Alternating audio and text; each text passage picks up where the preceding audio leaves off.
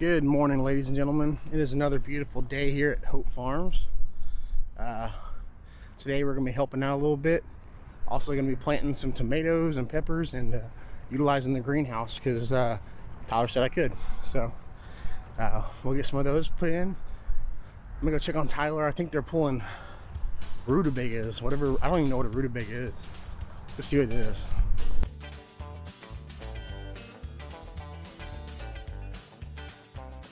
All right, what you got? Some baby purple tops. What are those? These are baby purple tops, and so, yep. And so what we do is we direct seed them as thick as possible. Okay. And then at about day 30, we'll come back through and day 30 to 45, and we'll thin them. But instead of just thinning and throwing them on the ground, right, that costs you money. Right. What we look for is profitable solutions. So we let them get a little bit bigger, and as we thin, we bunch them as baby turnip greens. Oh. These are young, delicate, tender, similar to a hawkeye turnip at this stage.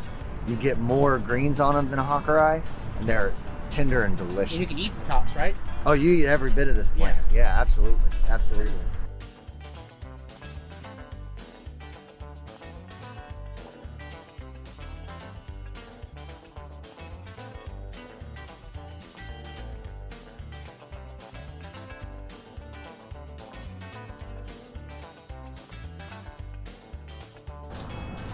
The habanada. It's the sweet habanero. Yeah. Oh, it's like a banana habanero. Wow. Okay. Hey y'all, we're gonna go through a little seeding lesson real quick. We got Noack Farms here. Make sure you follow his TikTok. Hello. Trainee Lawrence. He's here too. They'll all refer to you as Trainee Lawrence. T-Law. Okay, there we go.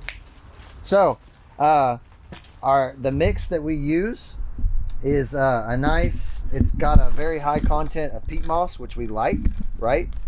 Peat moss, once it hits the right moisture, it holds the perfect amount of water, okay? The trick though is before we start seeding, we've already done it here, but before we start seeding, we actually wet this mixture. Really important to do that. If you don't do it and you try to seed with dry peat moss, what you're gonna see happen is several things. As soon as you water it, it's going to compact. It's all going to shrink, is what we generally see. And then B, what you're going to see is the water will actually sit on the top. It takes a whole lot longer for it to absorb. And so we'll see you'll literally look at the top of the trays and the water will be sitting on the top. So you wet it beforehand. Yeah. And so, so that's my spiel on, what you use. Like the brand you use is not as important as the content that it's made up of. Gotcha. You can see we got lots of peat moss, right? A little bit of perlite in there. Now is it a little acidic? Can you taste the acidity? No. Oh, don't do it. You would do it too. Oh man. The mix that we get is a fair priced mix. I get it from my guy. So every now and again I get some woody material in it. Mm-hmm. We just pick it out. You could screen it if you wanted to. Ours isn't so woody that we would have to. We just pick it out as we seed because it's not that much. It's not good for seed starting. It's good for everything else is acceptable, like repotting and stuff. And so everything you know about growing in the ground, you kind of need to forget that, right? Good drainage, all these other things. You need to forget that when you're working in the propagation house. Yeah. It's what we're gonna, right? Because there's a difference between greenhouse, hoop house, high tunnel, low tunnel, caterpillar tunnel. I'm gonna let you steal it from me. I call it the propagation station in my house. Propagation station. We at the propagation station, y'all. Dude, that's getting stolen. I'll let you steal that from me. That's getting stolen. Hey, West Texas Mom, thanks for the flowers. So we are at the propagation station, to quote Noack Farm, and so. You need to forget everything you know about growing in the field. Done. Right? Everything you know. Because what we need here is moisture, right? We need moisture, moisture, moisture. There's two things that aid in most seed germination, and that's seed to soil contact and moisture. And that's what this mixture gives us. Okay, that's what this mixture gives us. So we seeded most of our indeterminate tomato varieties yesterday, and the first round of our determinate tomato varieties yesterday. Today we're going to seed some really early habanada row 7 peppers. And so it's really early. We're going to put them in these 50 cells, okay? So to try to, that way we can try to keep them in here for about 6 weeks.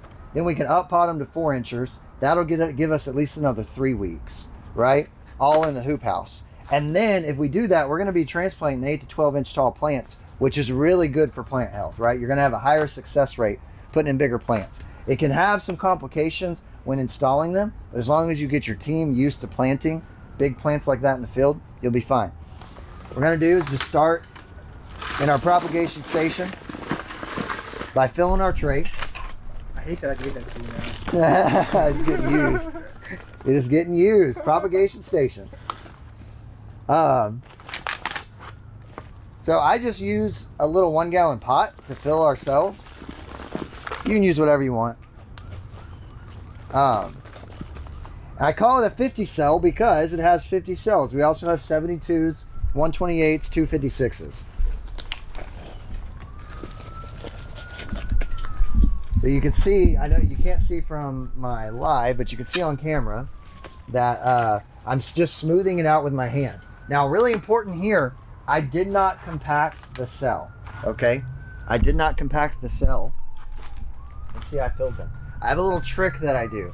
And sometimes I don't let the trick go because I like people to learn. I like people to go through what I call the school of hard knocks. I like them to learn the hard way and then I show them the easy way. Sorry, Lawrence. And so what we're gonna do here, I'm gonna have to shift for just a minute. Yeah. After we fill the cells, okay, this is a 50 tray. You take a tray of the same size, you know where I'm going with it.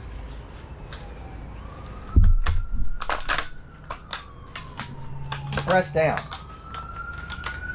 What this is doing is compacting the cell so that after you seed it, the cell does not in turn shift the seed. Make sense? In your smaller ones, when you're doing your 128s, this actually dibbles for you. So you don't have to poke the holes. In the 50 cells, it doesn't. It's not sharp enough. But in the 128s, it would actually press your soil in for you. And so from there, we use our tool we were born with. We don't have a fancy dibble board or anything like that. So, poked our holes. And so today we're planting the habanadas. Lawrence, I'm gonna let you do the pleasure. That seeds aren't cheap. And so with seeds not being cheap, if we have to go back and then thin, right, every single cell or every other cell, we have cost us money in seed purchases. Plus, going and thinning the trays takes time, and it takes longer than it does to pull out one seed, right? Especially when you get good at it. Remind everybody is that I'm here to show you how we do it on the farm. I'm here to show you how we do it at a production scale. You know what I mean? And we try for 100% germination, and that's just the truth. You know, we try for 100% germination. So Lawrence, have at it, sir. Do the honors. So again, row 7, if you haven't checked out row 7 seeds, it's awesome. They're all experimental varieties, highly valued for their culinary experience. So check them out. They're out of New York, and New York City. Everything you buy supports, I can't remember which college it is, but it's an agriculture college in New York. So it's cool. You get a shot of that? Yep. Okay. Nice. 1 seed per. Mr. Lawrence gonna take over.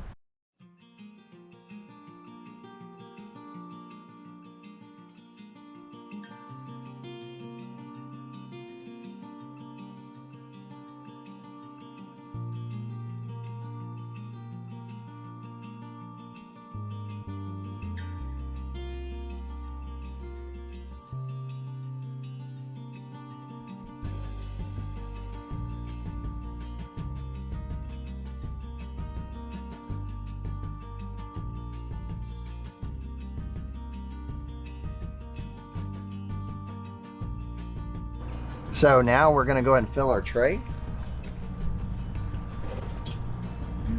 Well, we try not to put our tray in the propagation station, mainly because these seeds will spill out and then we get seeds in other trays. But for the sake of this, you know, that's still not sold on the one seed thing. Yeah.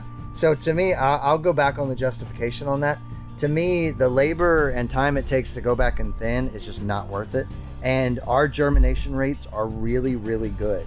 And so, you know, if you're having trouble with your germination rates or anything like that, then maybe it's not a good option for you. But for us, it's the best option. And we'll go back on an update on these trays and I'll show you. There'll be 50 cells and at least 49 peppers. Nice little sprinkle here. And that is mainly due to our moisture that we're able to keep in the hoop house and the incredible seed to soil contact that we're able to get with the way that we compact our trays. And so we'll go through, kind of press in, we'll smooth it out, press, smooth it out, press.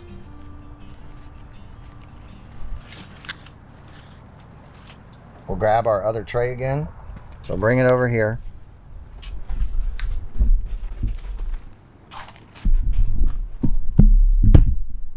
Grab our other tray again.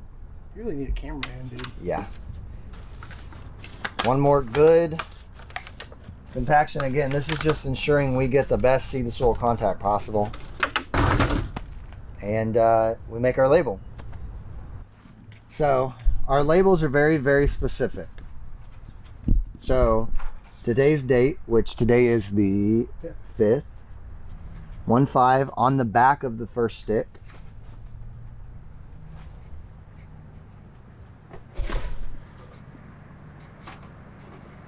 Screwing up your shot right now. That's okay. Habanada. On the base of habanada, I'm going to put R7 for row 7, but that inevitably gets washed off because that goes into the tray. And so I make a second label that says R7, but because it's a pepper, we take it a step further. And just so we don't confuse anybody, so you have to remember we're a training farm too, so I have students on the farm all the time. And so what I do, if it's a pepper, I indicate if that pepper is hot or sweet, right? This is really, really important when you're growing food commercially for people. You have to know if that pepper is hot or sweet. And so we write sweet and then R7. Sweet R7. And we kind of have a rule on the farm. If you're watering the hoop house and you notice that a label is faded, then you get a new label and you relabel it. Very important you stay organized. Sometimes is mix this into a potting foam, and what we do is it's an inoculant, and so basically it's Just mix it in. yeah, just mix it in. It smells funky. Well, of course it does. It's organic. And so what you'll see is we'll generally see higher germination rates. Our germination rates are pretty good at that. And so what is it? What does it do exactly? So an inoculant is basically like it basically feeds the seed, if you will. Okay. And so generally you'll get not just better germination rates, but you're going to see healthier sap or baby plants, right? Okay. Healthier starts.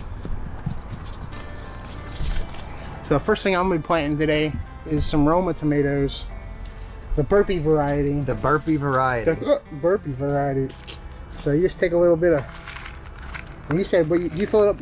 When you were doing the video earlier, you fill it up halfway and then come do it. I fill it up all the way, just like that, and then you would take and it. And then use one of your other trays to compact it. Alright. That's pretty good. And see, you almost don't even need a dibble there. Right. You're almost could good just to set the seeds there. I could just drop the seed down and just cover it. When in our 50 cells, when the cells are bigger, sometimes we won't press them in that much, but that's pretty good. Since it's shallow. Mm-hmm. Alright. So I don't even know how much seeds are in it. But yeah, it's more than 10. Alright, so Tyler is with the one seed method. I'm with 2 or 3. I'll do 2. Well, and And that's important to just understand the difference there. You know what I mean? No, for y'all scale, yeah, Exactly. it makes a lot of sense.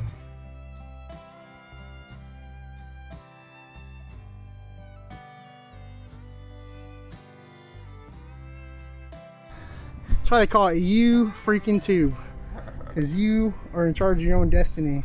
And I've had so many videos where it's like, am I even recording right now? All right, so back to what I was saying.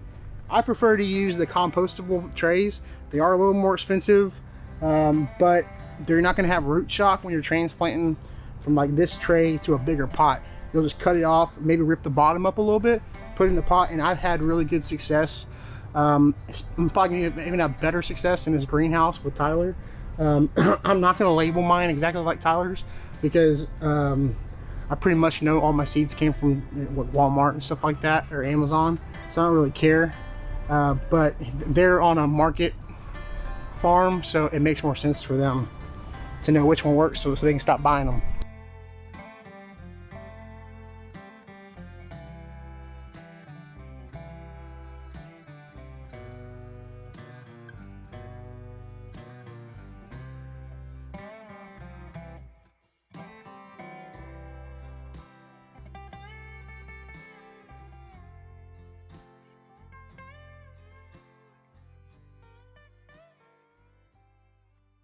All right, so this right here is a Jalafuego, and it is supposed to be a large quality jalapeno, great for stuffing, as each pepper can reach a colossal 4 inches long. Whoa. So I got 10 of these. These were from Wabash Feed Store up in North Houston, and they got a really cool variety up there of stuff you don't normally find at Lowe's and Home Depot. So I got 10 of those, so that'd be 1 seed per spot in the tray. I'll get those planted up.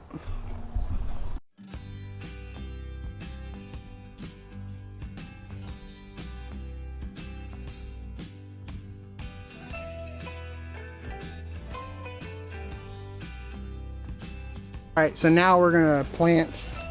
These are sweet, I accidentally read the package because I already planted them. Pepper sweet red cherry peppers. These look really cool. This is another one that we got from Wabash Feed Store. Very excited to try these out.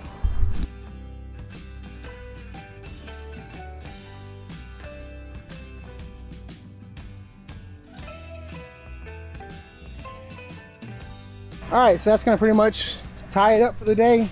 I'm gonna help Tyler with some stuff around the farm. I'm sure we'll be doing some TikToks. Make sure to follow me on TikTok at Noack Farms and Farmer Froberg. We got all of our seed starts over here, a bunch of Roma tomatoes, a bunch of early girls, black cherries. Those are sweet red peppers. Those are not jalapenos, jalafuegos. So I got a bunch of stuff going. So hopefully they'll water them for me up here, and I'll come back and pick them when they're a little bit bigger. And you know, once the thread of frost and everything is gone, we're gonna put it in the ground. We'll get them going. So I hope y'all enjoy this video. Please like, subscribe, and I'll see y'all next time.